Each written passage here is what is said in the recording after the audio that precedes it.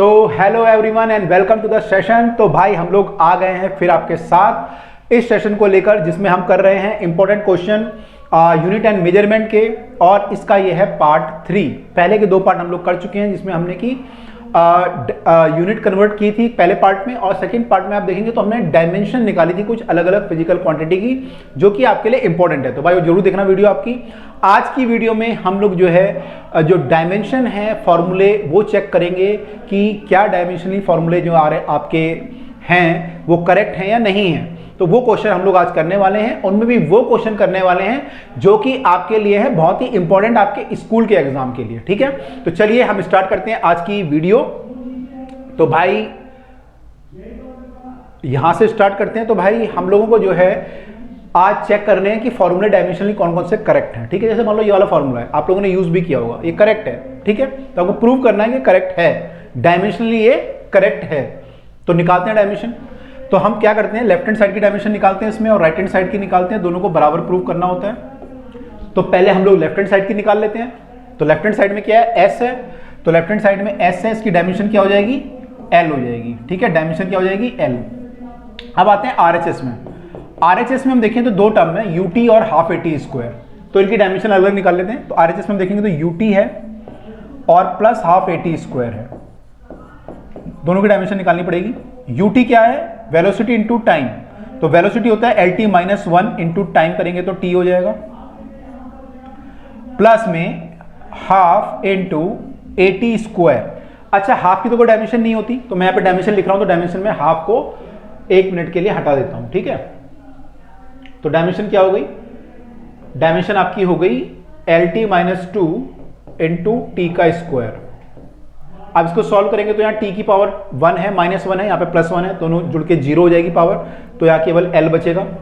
यहाँ भी आप देखेंगे तो t की पावर -2 और +2 है, तो 0 हो जाएगी, तो यहाँ भी l बचेगा, और ये जो है l के बराबर आ जाएगा। डायमेंशनली हम लोग चेक कर रहे हैं तो l प्लस एल जो है l होता है। ठीक है, 2l नहीं होता, l प्लस एल क्या होता है, l होता है। तो डायमेंशन आपकी जो आरएचएस की आई है वो li है, और एलएचएस की भी li है, तो दोनों डायमेंशन आपकी बराबर है। तो आप लिख सकते हो dimensionally LHS equal to RHS, hence this formula is dimensionally correct. इसलिए फॉर्मूला क्या है, डायमेंशनली करेक्ट है। ठीक है, तो ये फॉर्मूला डायमेंशनली करेक्ट है। ठीक है, अच्छा एक चीज और ध्यान रखना, अगर कोई फॉर्मूला डायमेंशनली करेक्ट है, इसका मतलब ये नहीं है कि वो करेक्ट ही होगा, वो गलत भी हो सकता है ना, गलत भी हो सकता है। जैसे मान लो मैं 1/3 कर दूं, ut प्लस 1/3 AT स्क्वायर, तो फॉर्मूला गलत है, लेकिन आप डायमेंशन अगर निकालोगे तो डायमेंशन तो यही आएगी, 1/2 तो हट जाएगा यहाँ से, 1/3 जो होगा, तो डायमेंशन तो यही आ जाएगी, एल आ जाएगी, इसकी भी एल आ जाएगी। तो कोई फॉर्मूला अगर करेक्ट है डायमेंशनली, तो उसका मतलब ये नहीं कि वो करेक्ट ही होगा, उसका मतलब गलत भी हो सकता है। ठीक है, लेकिन अगर कोई फॉर्मूला आपका बिल्कुल करेक्ट है तो उसकी डायमेंशन क्या होगी, बराबर आएगी, और दोनों तरफ की डायमेंशन आपकी बराबर होनी ही चाहिए। ठीक है, तो वो हमें प्रूव करना होता है। तो यहाँ पे देखिए डायमेंशन निकाली हुई है, यहाँ पे इनको एस की डिस्टेंस की निकाली डायमेंशन, एल की ये निकाली, ये सब डायमेंशन यहाँ पे निकाली हुई है। ठीक है, अब आगे निकालते हैं। अब जो है हमें चेक करना है इस फिजिकल क्वांटिटी की dimension, v² equal to u² plus 2as, ये फॉर्मूला में चेक करना है। ठीक है, फिजिकल क्वांटिटी नहीं बोलेंगे, इसको फॉर्मूला बोलेंगे। ये फिजिकल इक्वेशन है, इसको हम चेक करते हैं। तो ये सही होती है इक्वेशन, तो आपको पता ही है। तो v² की डायमेंशन अगर आप निकालोगे तो क्या आएगी, v² की डायमेंशन हमारी आ जाएगी lt माइनस 1 का स्क्वायर करना पड़ेगा आपको, वेलोसिटी का स्क्वायर, तो lt माइनस 2 हो गई डायमेंशन। ये तो आपका LHS हुआ। RHS अगर आप देखेंगे तो RHS में u² की डायमेंशन, ये भी वेलोसिटी है, तो इसकी डायमेंशन हो जाएगी lt माइनस 1 का स्क्वायर, तो l का स्क्वायर कर दो, t की पावर -2 कर दो। अब आया 2as,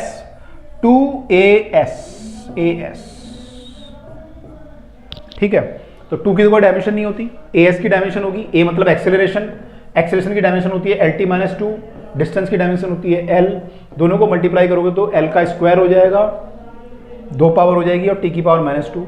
तो आपकी जो डायमेंशन आ रही है आरएचएस की, जो डायमेंशन आ रही है क्या आ रही है, l² t-2 plus l² t-2, तो ये डायमेंशनली जो है l² t-2 हो जाएगा। ये आपकी आरएचएस की डायमेंशन है, ये आपकी एलएचएस की डायमेंशन है, दोनों क्योंकि बराबर हैं तो ये वाला फॉर्मूला भी हमारा डायमेंशनली करेक्ट है। ठीक है, आगे मूव करते हैं। तो आपको पता ही है, आप पढ़े हुए हैं आपने फॉर्मूले सारे, डायमेंशन उनकी बराबर है, इसलिए ठीक है। ये वाला फॉर्मूला, ये फॉर्मूला ना, ये जो क्वेश्चन है काफी ज्यादा कॉम्प्लेक्स है, किताबों में आप देखोगे तो उसका कई सारे गलत गलत तरीके से आंसर दिए हुए हैं, मतलब गलत ढंग से प्रूव किया हुआ है। एक किताब में तो इनफैक्ट आप ऑनलाइन में चेक करोगे तो एक जगह तो गलत ही आंसर दिया हुआ है, बिल्कुल आंसर ही गलत दिया हुआ है, उसने बोल दिया कि गलत है, फॉर्मूला ही गलत है। लेकिन ये फॉर्मूला गलत नहीं है। जिन लोगों ने तैयारी की होगी IIT की या नीट वगैरह की तैयारी कर रहे होंगे उनको पता होगा ये फॉर्मूला डायमेंशनली करेक्ट है, ठीक है। अब कैसे निकालेंगे इसकी डायमेंशन, दोनों तरफ की करेक्ट है, मतलब दोनों तरफ बराबर डायमेंशन आनी चाहिए, तो कैसे निकालेंगे? तो किताबों में जो है जबरदस्ती निकाला हुआ डायमेंशन, लेकिन अब ढंग से देखो क्या है, पहले इसको समझते हैं है क्या फॉर्मूला। लिखा है SNth इक्वल टू U प्लस A/2 2n माइनस 1। SNth मतलब होता है distance travel in nth second. जैसे मान लो मैं चलना शुरू किया, पहले सेकंड में मैंने 5 मीटर ट्रेवल किया, अगले सेकंड में मैंने 10 मीटर किया, अगले सेकंड में मैंने मान लो 15 मीटर किया, अगले सेकंड में मैंने 25 मीटर किया, मान लो, ठीक है, ठीक है, ऐसा कोई डिस्टेंस मैंने ट्रेवल किया। अब हो सकता है मैंने गलत लिख दिया और रेशो मैच ना कर रहे हो, लेकिन मान लेते हैं कि ऐसा ऐसा हो रहा है, ठीक है। तो distance travel in nth second का मतलब होता है कि किसी पर्टिकुलर सेकंड में, अगर मैं आपसे पूछूं what is the distance travel in third second, तो थर्ड सेकंड का जो डिस्टेंस ट्रेवल है वो कितना है? 15 मीटर है। मैं आपसे पूछूं डिस्टेंस ट्रेवल इन 3 सेकंड, 3 सेकंड मतलब यहां से लेके यहां तक हुआ 3 सेकंड, पहला दूसरा तीसरा, तो क्या आंसर आएगा? 5 + 10 15 + 15 30। तो डिस्टेंस ट्रेवल इन 3 सेकंड में अगर मैं बोलूं तो 30 आएगा, लेकिन अगर थर्ड सेकंड बोलूं तो 15 आएगा, दोनों में फर्क है। तो जो आपका ये वाला फॉर्मूला होता है S = UT + ½ AT², ये आपका डिस्टेंस ट्रेवल इन T सेकंड देता है, मतलब कोई 3 सेकंड या 4 सेकंड या 5 सेकंड जो भी आपको डिस्टेंस ट्रेवल निकालना है, T सेकंड में कितना डिस्टेंस ट्रेवल हुआ। और ये वाला फॉर्मूला जो होता है एक पर्टिकुलर सेकंड में, थर्ड में या फोर्थ में या सेकंड में कितना डिस्टेंस ट्रेवल किया वो आपको देता है, ठीक है। दोनों में डिफरेंस है। ये फॉर्मूला सही है, कैसे सही है अब देखते हैं। यहाँ पे देखो, यहां पर SNth है, तो ये क्या है? Distance travel in a particular second. तो LHS की जो डायमेंशन आएगी आपकी, वो आपकी आएगी S/T। ये S लिखा हुआ है, लेकिन SNth का मतलब होता है डिस्टेंस ट्रेवल इन पर्टिकुलर 1 सेकंड। तो S/T है इसकी डायमेंशन, तो डिस्टेंस बाय टाइम यानी कि LT-1 लिखा है S है, लेकिन ये SNth है, पर्टिकुलर 1 सेकंड में, 1 सेकंड की मैंने डिस्टेंस ट्रेवल इन 1 सेकंड निकाला है आपने, ठीक है। राइट हैंड साइड की डायमेंशन देखते हैं आप। राइट हैंड साइड की जो डायमेंशन है ये हमारी SNth की डायमेंशन आ गई, SNth। राइट हैंड साइड अगर हम देखें तो राइट हैंड साइड की जो डायमेंशन है that is equal to A/2 2n-1। तो A/2 है एक्सेलरेशन और 2n-1 है टाइम। nth सेकंड मतलब कोई भी 5वां सेकंड 7वां सेकंड वो n है। तो यहाँ पे यानी कि हमें एक्सेलरेशन दिया हुआ है और टाइम से मल्टीप्लाई करना है, ठीक है। तो एक्सेलरेशन इंटू टाइम करना है। तो एक्सेलरेशन की डायमेंशन होती है LT-2, 2 तो हटाई दो, 2 का कोई मतलब नहीं है, इंटू टाइम से मल्टीप्लाई करेंगे तो टाइम कितना हो जाएगा? T। इसको मल्टीप्लाई करेंगे तो कितना आएगा? LT⁻² -2 + 1 करेंगे तो -1 आ जाएगी। तो ये डायमेंशन आई आपकी RHS की और ये आई आपकी LHS की, दोनों डायमेंशन बराबर हैं।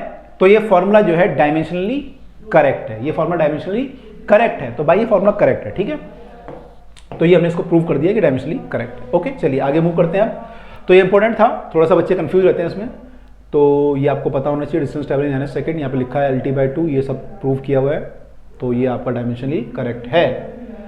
आगे मूव करते हैं। Using the dimension check the correctness of the following physical quantity. Lambda equal to h/मोमेंटम, ये आपने पढ़ा होगा केमिस्ट्री में, फिजिक्स में तो नहीं पढ़ा होगा, फिजिक्स में ये 12th क्लास में आएगा। डी ब्रॉगली वेवलेंथ इसको बोलते हैं, है ना। तो लैम्डा इक्वल टू h/मोमेंटम, तो क्या ये डायमेंशनली करेक्ट है? बिल्कुल करेक्ट है। आप लोगों ने फॉर्मूला तो पढ़ा ही है, यानी करेक्ट ही होगा। कैसे करेक्ट होगा पता लगाते हैं। तो भाई यहाँ पे प्लैंक कांस्टेंट आ गया है, h जो है प्लैंक कांस्टेंट है। प्लैंक कांस्टेंट की पहले आपको डायमेंशन पता होनी चाहिए, क्योंकि लैम्डा की तो निकाल लोगे, m की निकाल लोगे, v की निकाल लोगे। प्लैंक कांस्टेंट की डायमेंशन पहले निकालनी पड़ेगी, याद तो नहीं होती हमें, तो निकालनी पड़ती है। तो कैसे निकालते हैं? तो कोई फॉर्मूला याद कर लो, प्लैंक कांस्टेंट आपने पढ़ा हो, केमिस्ट्री याद कर लो दोबारा। प्लैंक कांस्टेंट पढ़ा है, पढ़ा होगा आपने, ये वाला फॉर्मूला पढ़ा होगा। देखो मैं लिखता हूँ, आधा लिखूंगा आपको याद आ जाएगा। E = नहीं आया याद, h फिर म्यू या फिर SC/λ, ये आपने पढ़ा होगा। एनर्जी जो होती है किसी वेव की, वो E = SC/λ से रिप्रेजेंट करते हैं, या h म्यू से रिप्रेजेंट हम लोग करते हैं वेव की एनर्जी को, ठीक है। तो ये हमारा फॉर्मूला है। अब अगर ऐसे डायमेंशन निकालना चाहूँ प्लैंक कांस्टेंट की, तो प्लैंक कांस्टेंट आपका हो जाएगा, इससे निकाल लेते हैं, E × lambda divide by velocity of light. तो एनर्जी की डायमेंशन आपको पता है mL² T-2 होती है। mL² T-2 लैम्डा आपका लेंथ होता है, वेलोसिटी ऑफ लाइट यानी कोई भी वेलोसिटी हो तो एल टी माइनस वन उसकी डायमेंशन होती है। अब एल से एक एल उड़ा देते हैं, टी से एक पावर कम हो जाएगी तो एम और एल स्क्वायर तो ऐसे ही रहेगा। टी की पावर यहाँ -2 है, -1 जाके +1 हो जाएगी तो टी की पावर -1। तो ये आपकी डायमेंशन आ गई किसकी? प्लैंक कांस्टेंट की डायमेंशन आ गई। प्लैंक कांस्टेंट की डायमेंशन आ गई एम एल स्क्वायर टी -1। तो भाई अब चेक करते हैं लेफ्ट हैंड साइड की डायमेंशन क्या हो गई हमारी। लेफ्ट हैंड साइड की डायमेंशन हमारी हो गई लैम्डा की, मतलब वेवलेंथ। वेवलेंथ आपको पता है लेंथ होती है, मैंने दो क्रस्ट और ट्रफ के बीच की दूरी होती है, तो ये लेंथ होती है, इसकी डायमेंशन एल हो जाएगी। राइट हैंड साइड की डायमेंशन चेक करते हैं, H by momentum M V है। एच की डायमेंशन आपको पता है एम एल स्क्वायर टी -1 है, अपॉन में मास है, वेलोसिटी एल टी -1 होता है। एम से एम को उड़ा दिया जाए, एल से एल का एक पावर खत्म कर देते हैं, टी से पूरा ही उड़ जाएगा ये। तो क्या बचा फाइनली? एल बचा। तो यार डायमेंशन क्या आई आपकी? L I. तो लेफ्ट हैंड साइड की डायमेंशन और राइट हैंड साइड की डायमेंशन अगर आप चेक करोगे तो दोनों की दोनों क्या आ रही हैं? एल आ रही हैं, यानी कि डायमेंशनली ये फॉर्मूला क्या है? बिल्कुल ही करेक्ट है। ठीक है, तो डायमेंशनली फॉर्मूला बिल्कुल ही करेक्ट है। तो भाई ये डी ब्रॉगली वेवलेंथ का फॉर्मूला होता है, सबको पता ही है, तो ये फॉर्मूला करेक्ट है। ठीक है, यहाँ पे निकाला भी उन्होंने पूरा। प्लैंक कांस्टेंट की डायमेंशन आप अलग से निकाल के सीधा लिख सकते हो फिर। ठीक है, जो मैंने यहाँ पे लिखा था किनारा में वो आप अलग से रफ पेज पे कर सकते हो पेपर में, और फिर डायरेक्ट लिख सकते हो प्लैंक कांस्टेंट की डायमेंशन। ठीक है, अच्छा, using the dimension check the correctness of the following physical quantity. तो ये इक्वेशन है, बहुत ही फेमस इक्वेशन है, आइंस्टाइन ने दी थी कि मास को हम एनर्जी में कन्वर्ट कर सकते हैं। तो E = mc² इक्वेशन है, तो उसने कहा था कि अगर मैं मास को खत्म कर दूं तो उसमें एनर्जी को कन्वर्ट कर सकता हूं। और ये जो यूज होता है आपका, इसका जो यूज होता है वो न्यूक्लियर जो आपकी रिएक्शंस होती हैं, फिजन और फ्यूजन रिएक्शन, वहां पे ये सब यूज होता है। ठीक है, तो फॉर्मूला तो करेक्ट है ना, दुनिया यूज कर रही है तो फॉर्मूला करेक्ट है। अब प्रूव करना है, अब आपको प्रूव करना है। आइंस्टाइन ने तो निकाल लिया फॉर्मूला, आपको प्रूव करना है कि सही है नहीं है। तो हम आइंस्टाइन की जो चेक करते हैं, आइंस्टाइन ने सही काम किया था गलत काम किया था, चेक कर लेते हैं। तो भाई लेफ्ट हैंड साइड की डायमेंशन देखते हैं। लेफ्ट हैंड साइड है हमारी एनर्जी। एनर्जी की डायमेंशन क्या होती है? एनर्जी की डायमेंशन होती है हमारी एम एल स्क्वायर टी -2 होती है। ठीक है जी। राइट हैंड साइड की जो डायमेंशन है, राइट हैंड साइड की डायमेंशन बच्चा क्या है? mc², mass into L T -1 का स्क्वायर, यानी कि एम एल स्क्वायर टी -2। तो एम एल स्क्वायर टी -2 यहां भी है, एम एल स्क्वायर टी -2 यहां भी है, यानी आइंस्टाइन ने सही काम किया था। तो आइंस्टाइन को माफ कर देते हैं, सही काम किया था उसने। ठीक है, तो सही किया था, राइट, तो इक्वेशन सही निकाली है। तो हमने प्रूव कर दिया कि आइंस्टाइन ने सही काम किया था, उसकी इक्वेशन सही थी। ठीक है, देख लो भाई, आप इतने इंटेलिजेंट हो गए, आप आइंस्टाइन का भी वर्क चेक कर रहे हो, आप क्रॉस चेक, क्या बात है। एक और आ गया आपके सामने, using the dimension check the correctness of the following physical equation. T = 2π√L/g। ये जो है आपको पता होगा, ये टाइम पीरियड है। किस चीज का टाइम पीरियड है? ये एक पेंडुलम का टाइम पीरियड है। जब आप पेंडुलम को हैंग करते हैं, उसको जब ऑसिलेशन कराते हैं, तो उसका जो टाइम पीरियड आता है 2π√L/g आता है। आपको प्रूव करना है लेकिन डायमेंशनली क्या है, करेक्ट है या नहीं है। तो फिर दोबारा वही करेंगे, लेफ्ट हैंड साइड लिखेंगे, इसमें लेफ्ट हैंड साइड t है, t की डायमेंशन t है। राइट हैंड साइड लिखेंगे, राइट हैंड साइड में 2π की कोई डायमेंशन नहीं होगी, L/g की डायमेंशन होगी, वो रूट में भी है। तो L/g की डायमेंशन L/g। g क्या है? एक्सेलेरेशन ड्यू टू ग्रेविटी है। एक्सेलेरेशन जो भी होता है उसकी डायमेंशन सेम होती है, चाहे वो एक्सेलेरेशन हो normal, acceleration due to gravity हो, है ना। तो जो भी एक्सेलेरेशन होता है उनकी डायमेंशन क्या होती है? सेम होती है। ठीक है, इनफैक्ट आपका सेंट्रीपिटल एक्सेलेरेशन, सेंट्रीफ्यूगल एक्सेलेरेशन, वो सबकी डायमेंशन सेम होती है। हाँ, लेकिन अगर एंगुलर एक्सेलेरेशन आ गया उसकी नहीं होती, क्योंकि एंगुलर एक्सेलेरेशन में थीटा वगैरह आ जाता है, तो उसकी सेम नहीं होती। बाकी आपके जो भी एक्सेलेरेशन होते हैं सबकी डायमेंशन सेम होती है। तो एक्सेलेरेशन की डायमेंशन क्या होती है? LT -2 होती है, आपको पता ही है, और ये रूट के अंदर है पूरा। तो डायमेंशन क्या हो गया? L से L कट गया, T की पावर 2 ऊपर आ गया, रूट उसका करेंगे तो T आ जाएगा। तो डायमेंशन T आया, यहां भी T आया, तो ये फॉर्मूला भी डायमेंशनली क्या है? करेक्ट है। ठीक है, अब देखो दोबारा यहाँ पे देखो, अगर फॉर्मूला ऐसे होता है T = 2π की जगह मैं 4π कर दूं, और तब आप डायमेंशन निकालो, तब भी सेम आएगी, यहाँ की T आएगी, यहाँ की भी T आएगी। तो डायमेंशनली अब भी सही है, लेकिन ये न्यूमेरिकली गलत है, वैसे फॉर्मूला गलत है। तो डायमेंशन से केवल आप आधी बात चेक कर सकते हो कि फॉर्मूला, मैंने थोड़ा आपको आइडिया हो जाता है सही है या नहीं है। ठीक है, लेकिन एग्जैक्टली नहीं बोल सकते आपकी फॉर्मूला सही होगा, हालांकि आपको पता है फॉर्मूला ये वाला सही है। ठीक है, चलो जी आगे चलते हैं। Using the dimension check the correctness of the following physical formula. ये वाला एक और फॉर्मूला है, आपको प्रूव करना है कि ये फॉर्मूला सही है, चेक करना है सही है या नहीं है। तो दोबारा आपकी मैं नॉलेज के लिए बता दूं कि ये पॉइजनस इक्वेशन है, ये भी एक सही फॉर्मूला है, इसको लेकिन हम चेक करते हैं कि सही है या नहीं है। तो देखो क्या फॉर्मूला होता है, ऐसा होता है कि मान लो कोई अगर आप टब में पानी भर दें और नीचे एक ट्यूब लगा दें, ये आपने पानी भर दिया इसमें और नीचे आपने एक ट्यूब लगा दिया लंबा सा, तो जो पानी का वॉल्यूम बाहर निकलेगा, पर सेकंड, v जो होगा यहाँ पे वॉल्यूम पर सेकंड होता है, जो बाहर निकलेगा यहाँ पे, तो वॉल्यूम पर सेकंड जो बाहर निकलेगा, पर यूनिट टाइम जो बाहर निकलेगा, वो किस पे डिपेंड करेगा? वो डिपेंड करता है एक तो पाइप का रेडियस कितना है, दूसरा वो डिपेंड करेगा कि प्रेशर डिफरेंस कितना है, मतलब यहां कितना प्रेशर है और यहां कितना प्रेशर है, प्रेशर डिफरेंस। तो P जो होता है प्रेशर डिफरेंस होता है, और मैं P बाय डेल्टा L करूं तो प्रेशर ग्रेडियंट हो जाएगा, change in pressure per unit length. तो उसकी लेंथ जो होगी पाइप की, तो प्रेशर बाय लेंथ करूंगा तो प्रेशर ग्रेडियंट, आपने ग्रेडियंट पढ़ा होगा कि प्रेशर ग्रेडियंट होता है, वेलोसिटी ग्रेडियंट होता है, तो ये प्रेशर ग्रेडियंट है, ठीक है, P बाय L। और R आपका जो है इसका रेडियस है पाइप का, ये जो रेडियस होगा इस पाइप का जो भी होगा, तो उस पर डिपेंड करेगा। उसके अलावा ये ईटा पे डिपेंड करता है कि अगर आपका ईटा जो है ज़्यादा है तो वॉल्यूम कम निकलेगा, है ना। जैसे ईटा ज़्यादा किसका होता है, समझ लो हनी है आपकी, जो शहद होता है उसका ईटा विस्कोसिटी ज़्यादा होती है, तो अगर आप यहाँ पे हनी भर दो और एक टब में पानी भर दो, तो हनी वाले केस में क्या होगा, विस्कोसिटी ज़्यादा होगी तो कम बाहर निकलेगा, पानी जो है तेजी से बाहर निकलेगा, ठीक है। तो ईटा के इन्वर्सली है ये, ठीक है। तो हमें जो है यहाँ पे डायमेंशन चेक करनी है। अब यहाँ पे आपको पहले ईटा की डायमेंशन पता होनी चाहिए, तो ईटा की डायमेंशन हमने डायमेंशन वाली क्लास में निकाला था। ईटा की जो डायमेंशन आती है इस वाले फॉर्मूले से निकाल लेते हैं, F = 6 पाई ईटा RV से,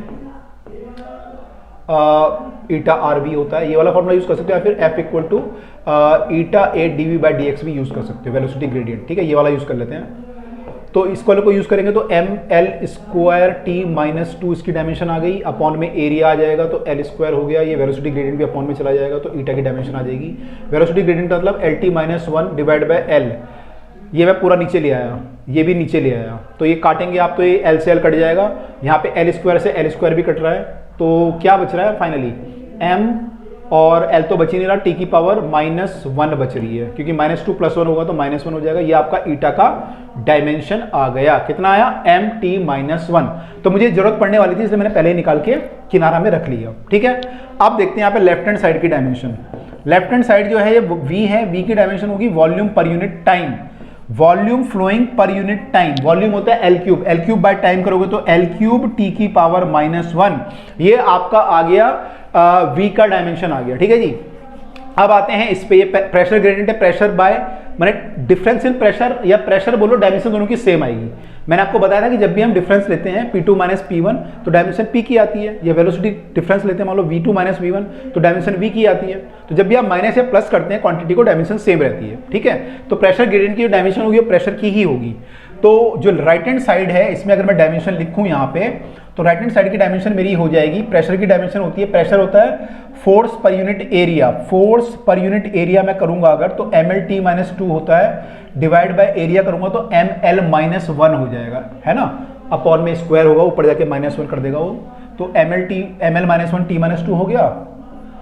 और R का क्या हुआ, देखो मैं क्यों आपको बेसिक से बिल्कुल मैं भी डायमेंशन निकाल के दिखा रहा हूँ आपको, है ना, क्योंकि आपको लगता है कि सारी डायमेंशन याद होती है टीचर को या आपको याद होती है, तो ऐसा कोई जरूरी नहीं है कि आपको याद रखनी चाहिए, आप निकाल सकते हो बड़ा इजीली। अगर आप प्रैक्टिस करोगे तो आपको सारी याद हो जाए, मैंने आपको खुद ही निकलने लगेगी डायमेंशन।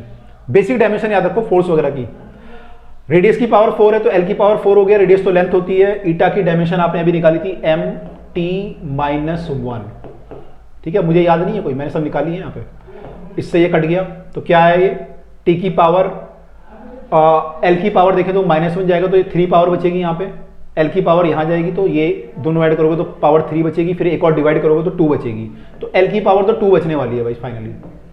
4 में से 1 गया 3 और एक और यहाँ से गया तो 2, अब T की पावर यहाँ -2 है, ऊपर जाके +1 हो जाएगा तो -1 बचेगी, तो L² -1 आ रही है यहाँ पे, तो क्या आ रही है L² -1। अरे भाई ये क्या हो गया, तो सेम नहीं आ रही डायमेंशन, दोनों की अलग अलग आ रही है, कुछ गड़बड़ी करी क्या आपने, एक बार चेक कर ले दोबारा, एक बार दोबारा चेक कर ले, एक बार दोबारा चेक कर ले। प्रेशर जो होता है हमारा फोर्स पर यूनिट एरिया होता है ml-2 डिवाइड बाय एरिया करेंगे तो ml-1 t-2 सही है। रेडियस की पावर 4 कर ली, सही है। ईटा की डायमेंशन चेक कर लेते हैं उसमें गड़बड़ ना हो गई। एल का एल है, l-1 आया तो कितना हो गया ये, एल की पावर 3 और 1 2 हुआ, ठीक है। टी की पावर -1 हुआ, ठीक है। अब वहाँ पे क्या आ रहा है 3 आ रहा है, यहाँ पे 2 आ रहा है। यहाँ पे डायमेंशन चेक करते हैं एक बार। ये हमारा था ईटा इक्वल टू ये था, तो यहाँ से ईटा हमने लिखा फोर्स, ओ ये गड़बड़ी है यहाँ पे, फोर्स को मैंने ml² लिख दिया गलती से, ml² नहीं आएगा ना, ml-t-2 आएगा।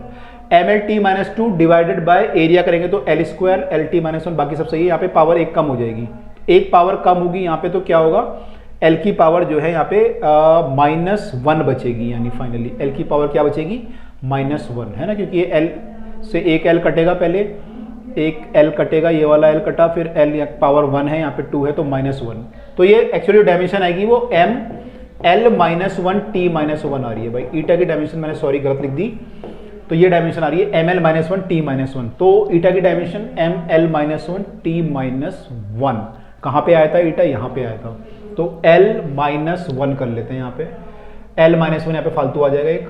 तो अब आप सॉल्व करोगे इसको तो l-1 से l-1 को काट लो, तो ऊपर क्या बचा, अब l की पावर 4 और -1 तो l की पावर 3 बची ऊपर, t की पावर सही है आपकी तो l³ और t-1 तो l³ t-1, तो डायमेंशन दोनों की सेम आ गई, l³ डिवाइड बाय t-1, तो अब सही है भाई डायमेंशन, ठीक है।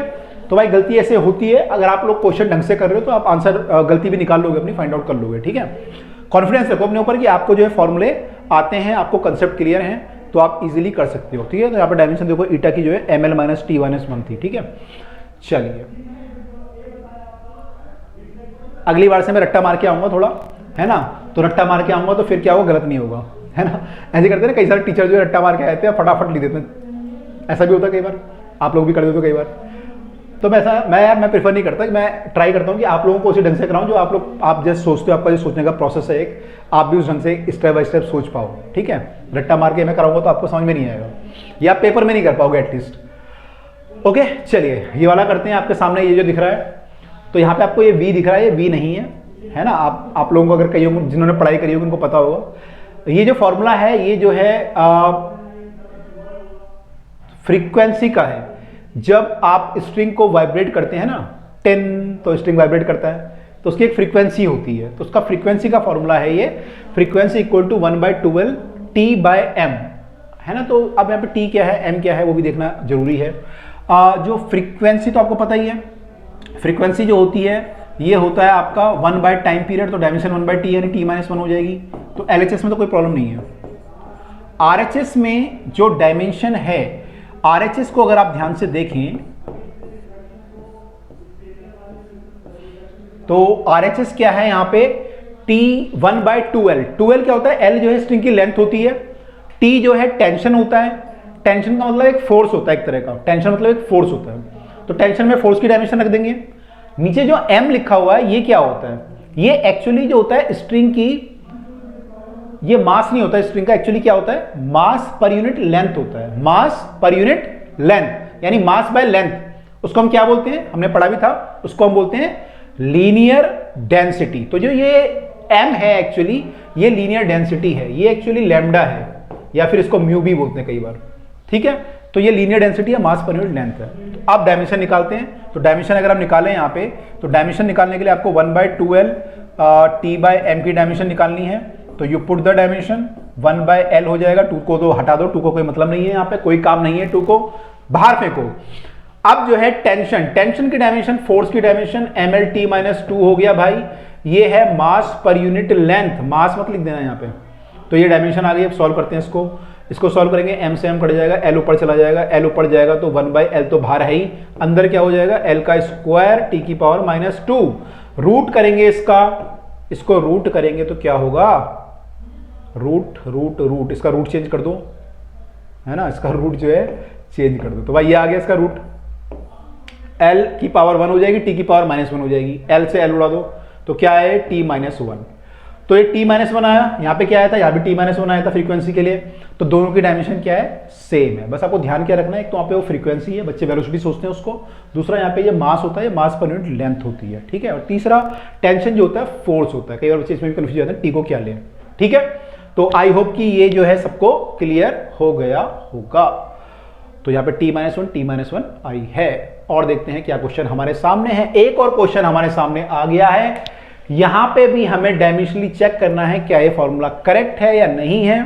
अब जिन बच्चों ने अगर पढ़ लिया होगा तो एकदम से बोल पड़े होंगे कि सर ये तो फॉर्मूला एस्केप वेलोसिटी का है। अगर हम किसी चीज को पृथ्वी से ऊपर फेंके तो उसको कितनी वेलोसिटी देनी होगी, या किसी प्लेनेट से ऊपर फेंके तो कितनी वेलोसिटी देनी होगी। वो फॉर्मूला ये है v = √2gm/r। 2gm/r ये फॉर्मूला है। तो आपको प्रूव करना है कि ये डायमेंशनली करेक्ट है। तो LHS की डायमेंशन तो भाई लिखने की जरूरत ही नहीं है। अगर मुझे अब भी लिखना पड़े तो भाई तुम लोगों के फिर गड़बड़ है। फिर तो वेलोसिटी की dimension LT-1, right hand side की डायमेंशन लिखें। अगर राइट हैंड साइड में जो है आपका डायमेंशन अगर हम देखें तो g की डायमेंशन और m की डायमेंशन तो m हो जाएगी, और ये r जो है रेडियस ऑफ द प्लेनेट होता है, तो लेंथ हो गया एक तरह का, रेडियस मतलब लेंथ हो गया। अब g का डायमेंशन क्या होता है, तो आपने ये फॉर्मूला g का डायमेंशन निकाला होगा आपने, F = gm1m2/r² से। g का जो डायमेंशन आता है वो आता है F × r² / m1m2, यानी कि mlt-2 × l²। r की जगह क्या आ जाएगा, l² / m²। m से m कट गया एक पावर, तो क्या बचा ये m की पावर ऊपर जाके -1 हो जाएगी, l की पावर 1 ये है, 2 ये है, 3 हो गई, t की पावर भाई -2 हो गई। तो क्या हो गया m-1 l की पावर 3, m-1 l की पावर 3 t की पावर -2। ओहो बहुत घिचपिच हो गया। m से m काट दो, -1 + 1, l की पावर 1 उड़ा दो तो l² हो जाएगा, t की पावर -2 हो जाएगी। इसका रूट करना है, रूट करेंगे तो t की पावर l की पावर 1 हो जाएगी, t की पावर -1 हो जाएगी, है ना, क्योंकि 2 की पावर तो हाफ हो गया, 1 हो गया, ये -1 हो गया। तो क्या है LT-1, ये भी LT-1 आ रहा था। तो बिल्कुल फॉर्मूला सही है, बिल्कुल सही है, ठीक है। तो डायमेंशन हमने प्रूव कर दिया कि भाई ये वाला फॉर्मूला भी करेक्ट है। चलिए जनाब, तो आगे देखते हैं, आगे कुछ और बचा है या हो गया? हो गया। ओ भाई थैंक गॉड। तो भाई हमारे इंपॉर्टेंट क्वेश्चन थे सारे जो कि डायमेंशन चेक करने के लिए आते हैं यूजुअली। तो आप इनकी प्रैक्टिस कर लो बिल्कुल ध्यान से, ताकि पेपर में भाई गलत ना होने पाए, ठीक है। तो सब क्वेश्चन दोबारा से प्रैक्टिस कर लेना, और आपसे मिलते हैं अब अगली वीडियो में। तब तक के लिए हमें दीजिए इजाजत। तो मिलते हैं आपसे नेक्स्ट टॉपिक के साथ। Till then bye and take care.